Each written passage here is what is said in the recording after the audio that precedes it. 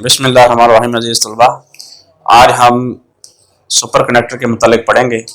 हमारा चैप्टर 17 का बहुत ही इम्पोर्टेंट टॉपिक है शॉर्ट क्वेश्चन और ऑब्जेक्टिव के लिहाज से। और रिसेंटली जो रिसर्चर्स हैं उनके लिए बड़ा एक फेमिलियर फील्ड भी है और फ्यूचर में भी आपके काम आने वाला टॉपिक है ये, जिससे आप आगे अपनी तहकीकाती काम बढ़ा सकते हैं। चलिए अब हम सुपर कनेक्टर को होता क्या है, पहले इसका हाउ नाउ देखें कि किसे हम सुपर कनेक्टर कहते हैं। कुछ ऐसे मटेरियल्स हैं जो एक स्पेसिफिक टेम्परेचर के ऊपर अपनी रेजिस्टिविटी जीरो शो करते हैं।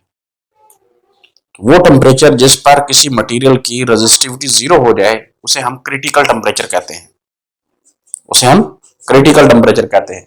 सुपर कनेक्टर क्या है? Those material, superconductor are the actually solid material है, ये वो मटेरियल्स हैं विच शोज आपके पास zero resistivity at specific temperature. This specific temperature is called critical temperature at a certain temperature, खास टेम्परेचर भी कह सकते हैं। This certain temperature is called critical temperature.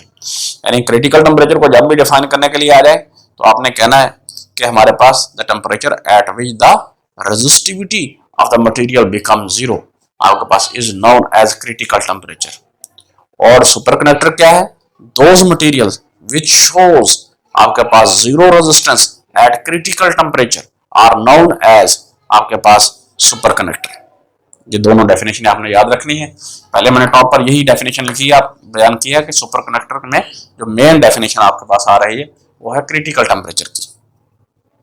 अब ऐसा अगर हो जाए कि कोई कनेक्टर अपनी रेजिस्टिविटी यानी रेजिस्टेंस जीरो शो कर दे, अपनी रेजिस्टेंस जीरो शो कर दे, तो फिर हमारे पास करंट तो आसानी से गुजर जाएगा। फिर हम ये बात कह सकते हैं कि करंट के लिए कोई रेजिस्टेंस नहीं है।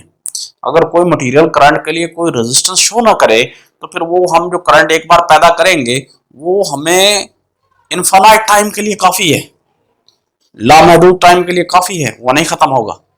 उसका सारे का सारा मामला जो है वो उसी तरीके से वो करंट आपके पास उसी आपके पास पूरे का पूरा वर्क करता रहेगा, क्योंकि जब मटेरियल्स की रेजिस्टेंस नहीं है तो कोई लॉस नहीं होगा।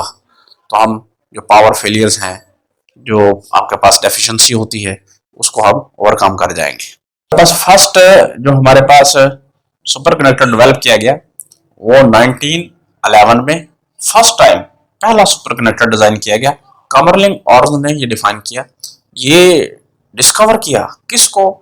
उसने मरकरी से मरकरी को 4.2 केल्विन तक उसका टेम्परेचर डाउन किया।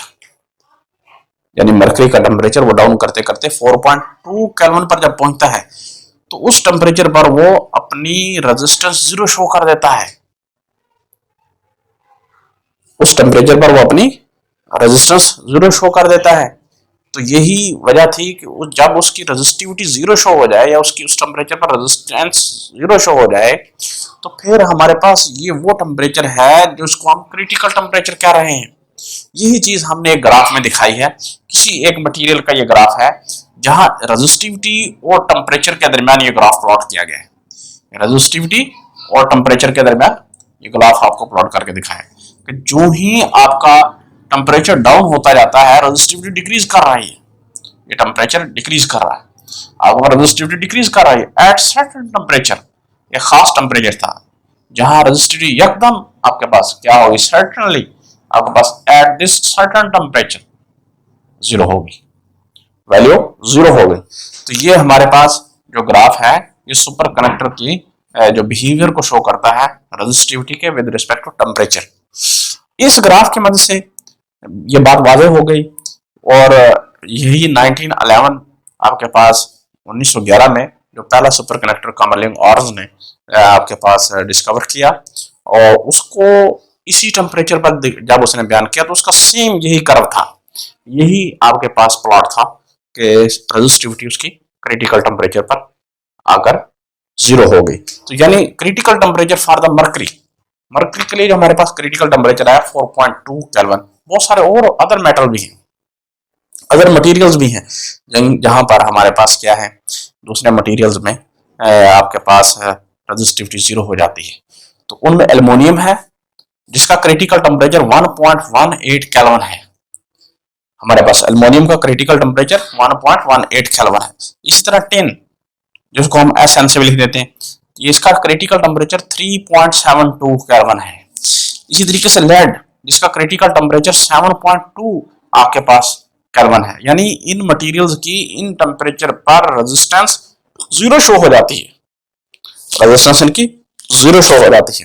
तो ये सारे के सारे मटेरियल्स हमारे पास लो टेम्परेचर आपके पास कहलाते हैं क्योंकि इनका टेम्परेचर वेरी लो है। लो टेम्परेचर सुपर कंडक्टर के नाम से पहचाने जाते हैं। These material are known as low temperature super conductor. जब ये material low temperature super conductor के नाम से पहचाने जाते हैं तो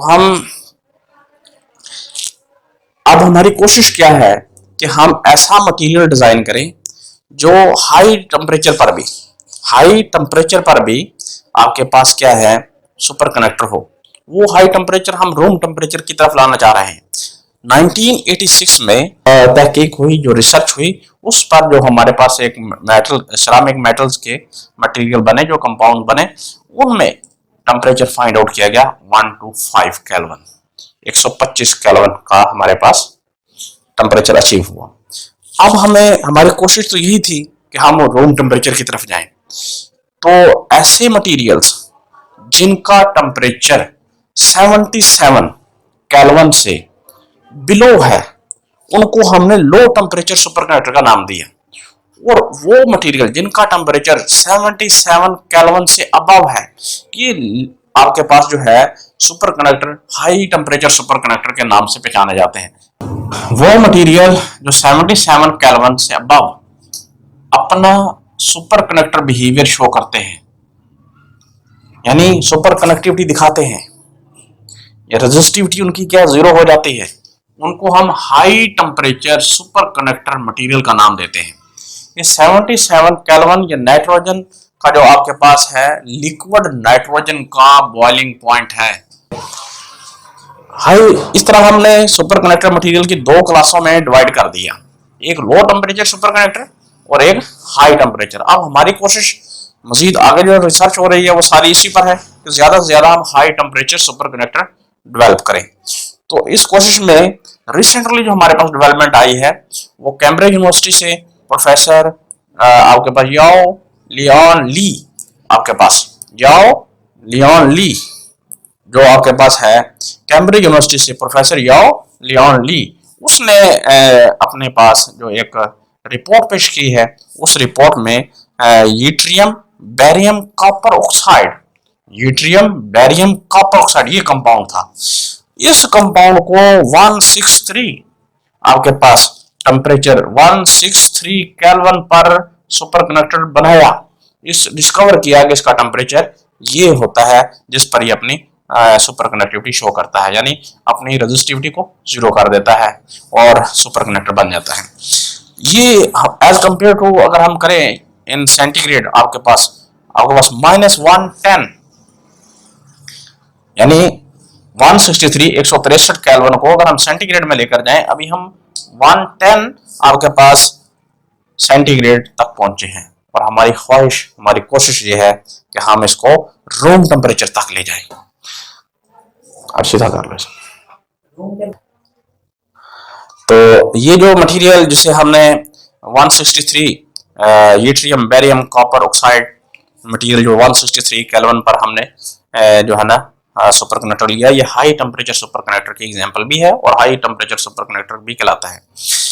अब हमारा अगर ये अचीवमेंट हो जाए और डे नाइट हमारी वर्क जारी है, ये तमाम जितने भी रिसर्चर्स हैं वो इसी काम में महव हैं कि अपना इस टेम्परेचर को अचीव करें जिस पर हम रूम टेम्परेचर से हम कह रहे हैं आसानी से हम सुपर कंडक्टर को अपने रोजमर्रा डेली लाइफ में यूज करें। तो वो जो टेम्परेचर जिस पर हम सुपर कंडक्टर को आसानी से अपनी जिंदगी में यूज कर सकते हैं, रूम टेम्परेचर जिसको हम 298 केल्विन कहते हैं, यानी 25 डिग्री अप्रोक्सीमेटली 25 डिग्री सेंटीग्रेड और आपके पास 298 आपके पास केल्विन बनता है। अगर ऐसा हो जाए तो फिर तो हमारी पूरी दुनिया में इनकलाब बर्पा हो जाएगा कि हमारे पास जो पावर लॉसेस हो रही हैं, जो आपके पास पावर फेलियर आ रहे हैं, जो एक बार करंट पैदा हो गया और वो लाइन लॉसेस या डिफरेंट वेज में रेजिस्टेंस की वजह से वो आपके पास ड्रॉप हो जाता है, इन कंपोनेंट के रेजिस्टेंस की वजह से ड्रॉप होता है, वो खत्म हो जाएगा। हमारे पास कभी भी एनर्जी क्राइसिस नहीं होगा, यानी पावर का प्रॉब्लम नहीं आएगा। तो ये बड़ी एक अचीवमेंट है, सक्सेसफुल अचीवमेंट है हमारी, जिसकी तरफ हम आगे मजीद बढ़ रहे हैं और ऐसे मटेरियल डेवलप करने की कोशिश कर रहे हैं। इन सुपर कनेक्टर्स की जो एप्लीकेशंस हैं, जैसे दिखाएं,